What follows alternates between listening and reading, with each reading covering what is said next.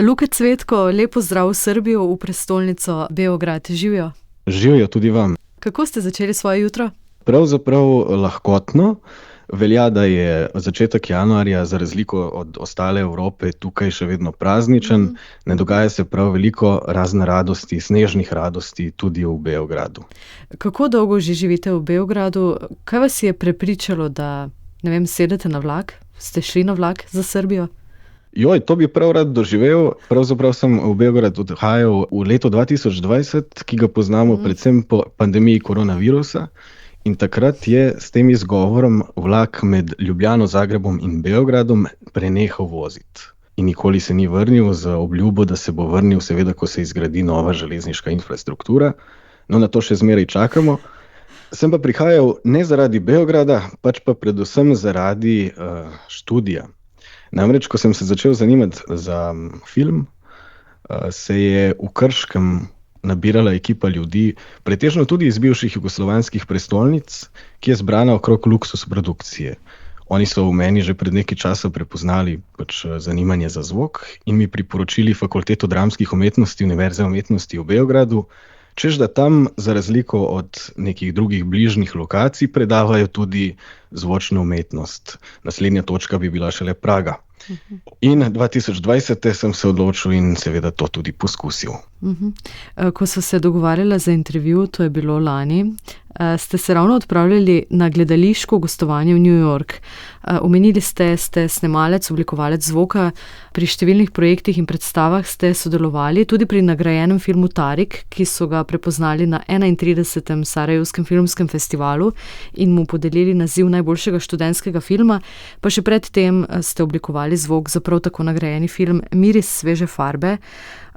Povejte nam, Luka Cvetko, kako zvok ustvarja razpoloženje, kako oblikuje, celo zaznamuje, definira film? Mislim, da smo danes vsi nevede navajeni zelo bogate zvočne izkušnje, predvsem iz ameriške produkcije. Marsikdo bi skomignil z rameni, ko bi slišal, da je večina tega narejenega po samem snemanju. Temu stilu celo velikokrat doprinese to, da sam govor oziroma dialog posnamejo studijsko. Je pa res, da je to samo eden izmed stilov. Poglejva na primer Črni val ali pa Cinema Verite, ki je verjel v to, da bo tisto, kar je posneto na terenu, edino pravilno predstavilo zgodbo. Zvok ima torej več oblik oziroma več namenov. Eden je ta, da podpre tisto, kar se že vidi, drugi je ta, da pelje nek svoj tok, tretji pa je, da kaj predstavi. Tudi in predvsem v medijih zunaj filma, ko govoriva o zvočnem performancu ali pa naprimer celo radijski obliki, imamo v naših poklicih, tudi vašem novinarskem, približno enako priložnost, da kaj predstavimo. Glasbo, zvoke, govor, kakorkoli. In tu se moramo vprašati, a bomo komu povedali kaj novega, predstavili kaj novega, ali bi bilo bolje, da smo 5 minut raje tiho. Luka Cvetko, kaj je zvok za vas v vašem življenju? Zvok ima zame seveda veliko vlogo, ker sem treniran, da ima zame veliko vlogo. Pozoren sem nanj bolj kot ostali najbrž. Lahko vam povem na primeru tega, kako smo za film Tarik iskali primerne zvoke, ki bi podprli samotnost ali pa neko željo po otroškem odraščanju, otroški družbi. Namreč vsi, ki živite tudi zunaj slovenskih urbanih središč, se verjetno iz otroštva spomnite tovornjakov, ki so čez poletje privažali sladoled. Točno ta melodija, ki je dovolj rezka, ki je dovolj glasna, da bi dobila pozornost, pa še vseeno ima neko emotivno vrednost, še vseeno bi nas povezala z nečem otroškim. No, to sem v eni izmed različic vstavil v film. Mi je pa Adam Tutič, režiser, potem takoj povedal, da to pa res ne pripada v Novi Pazar in v to njihovo okolje in se za zadevo, kljub temu, da ima vrednost, nisva odločila. Se pravi, sem navajen v vsakdanjem življenju iskati zvoke in jih nekako tudi kategorizirati. Kateri zvoki vas pa vznemirjajo v nekem slabem smislu? A so zvoki, ki so vam posebej neprijetni, tuji, pred katerimi bežite? Ne ravno, lahko pa se ozreva na razlike, na primer med Ljubljano in Beogradom, kar se tiče zvočne atmosfere. Seveda se iz Ljubljane najbolj spomnim na primer svojih japonskih češenj, pa zvoka otrok, ki so se igrali v vrtcu preko naše terase, tudi tega, kako žvrgolijo ptice. Tega je tukaj manj, v odvisnosti od soseske, ki ste jo izbrali za življenje. Beograd ima namreč kar veliko širokih bulevarov, po katerih teče promet skoraj neprestano. In eden izmed zvokov, ki ga pogosteje srečate, precej pogosteje, je avtomobilska hupa, ker gre pa za lokalno navado, da je stil vožnje nekoliko drugačen in je to čisto v redu. Beograd po noči? To je zanimivo. Tudi v Beogradu lahko v zadnjem času slišite ptice. In to v moji soseski, kjer si prostor delimo z nekaj velikimi podjetji, se pravi z velikimi steklenimi stolpnicami, ki so po noči začele predvajati zvočnikov na svojih strehah tropske ptice. Ko sem se pogovarjal z njihovimi zaposlenimi, pravijo, da se to dogaja tudi čez dan in da je precej neprijetno delati v 10. nadstropju ob 10-11 zjutraj. Seveda pa s tem želijo zaščititi steklene oklope teh zgradb, v katere so se domače ptice, po domače rečeno, zabijale. Zanimiv pristop, ne? Vajeni smo tistih nalepk. Ja, drži. Zanimivo, nekdo tega sploh ne bi opazil, nekdo bi, se pravi, zvoke lahko ljudje precej dobro filtriramo. Luka Cvetko, dejali ste mi, da ste z eno nogo že iz študentskega življenja, pa vseeno ne moreva mimo študentskih protestov in res napetega družbeno-političnega dogajanja v Srbiji v minulem letu. Ko sva se dogovarjala za intervju, ste dejali, da študenti posamičnih izjav ne dajete. Lahko pa podate seveda osebno mnenje. Imate občutek, da je svoboda govora, svoboda odločanja, demokracija v Srbiji ogrožena? Ja, zdaj, ko se je začelo novo študijsko leto in so seveda predavanja stekla po skoraj da ustaljenem, z enomesečno zamudo narejenem ritmu, je čas analize in prebavljanja tega, kar se je zgodilo od novembra 2024.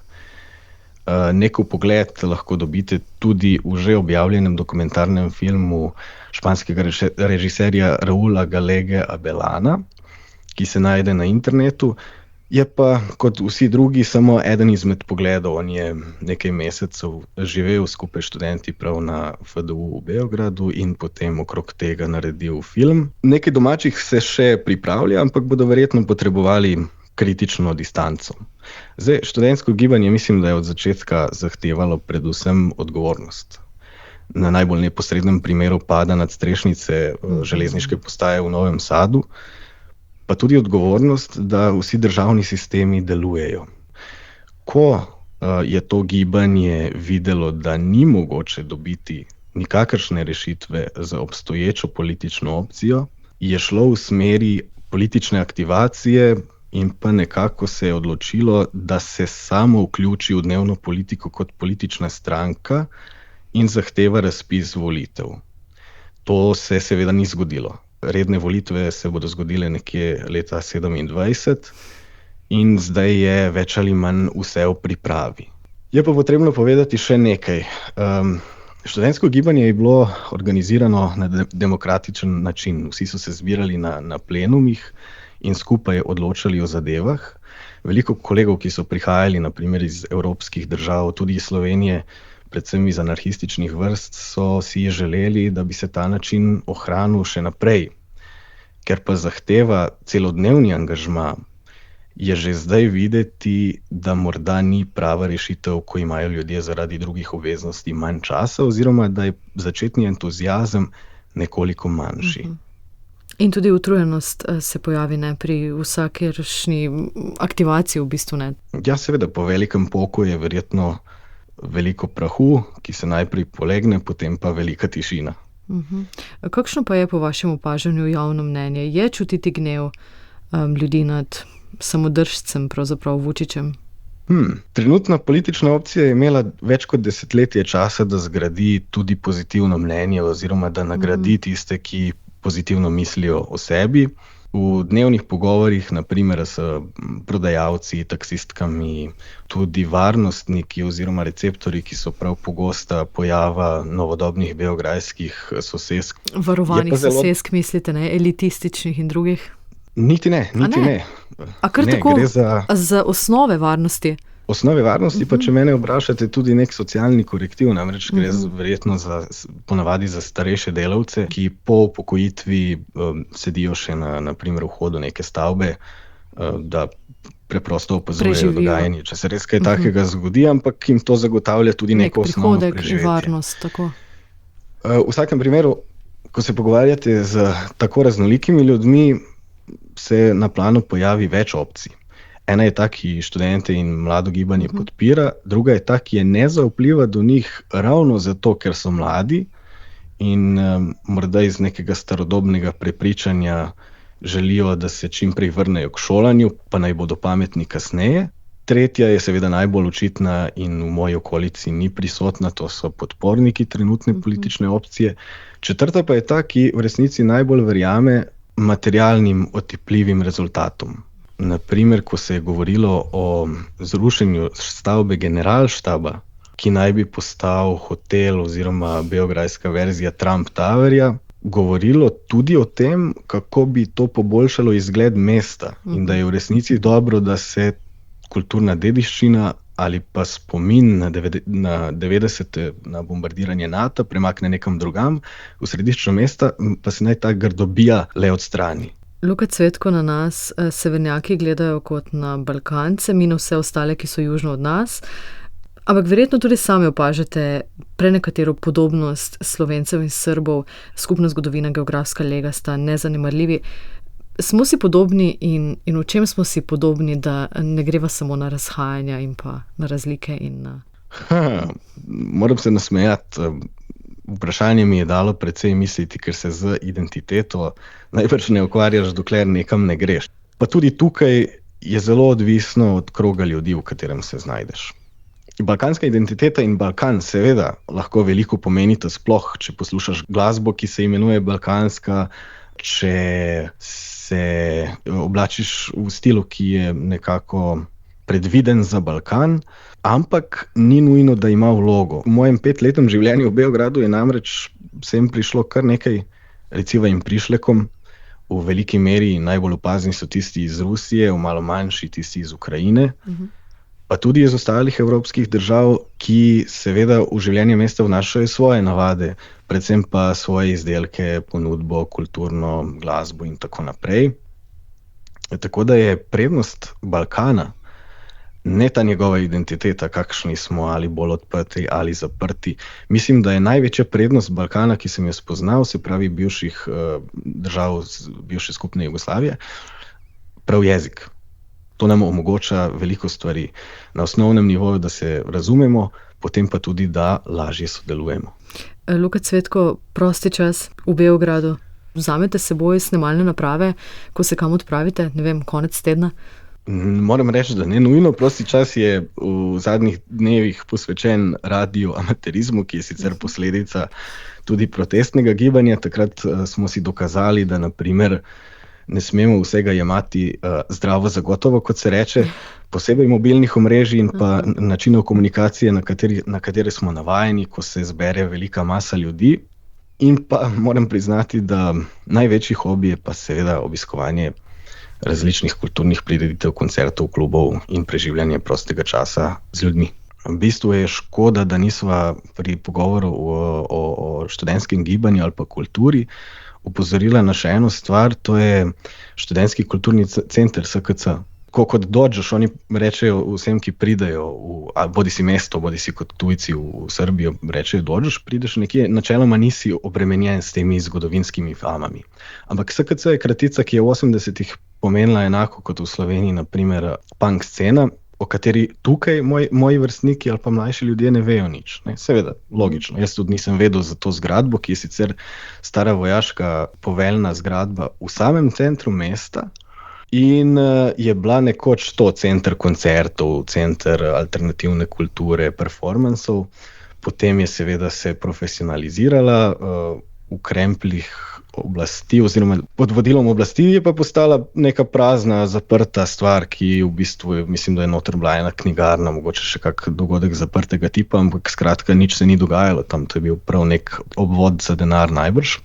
Dokler tudi tega študenti niso zavzeli v februarju lani in to je spet postalo mesto zbiranja, pa hkrati tudi nekega kulturnega organiziranja, ne, kjer se je na jazz koncertu študentskega odseka, se pravi, ne gre za velika imena, zbralo okrog 700 ljudi. Prvič zato, ker so dostopne prireditve, bile so zastonj, lahko si kaj doniral, drugič pa zato, ker so se ljudje počutili kot, da tja pripadajo, da v resnici to morajo videti. Ne. Luka Cvetko, Beograd oziroma Srbija, je vaš dom, je začasni dom, je drugi dom?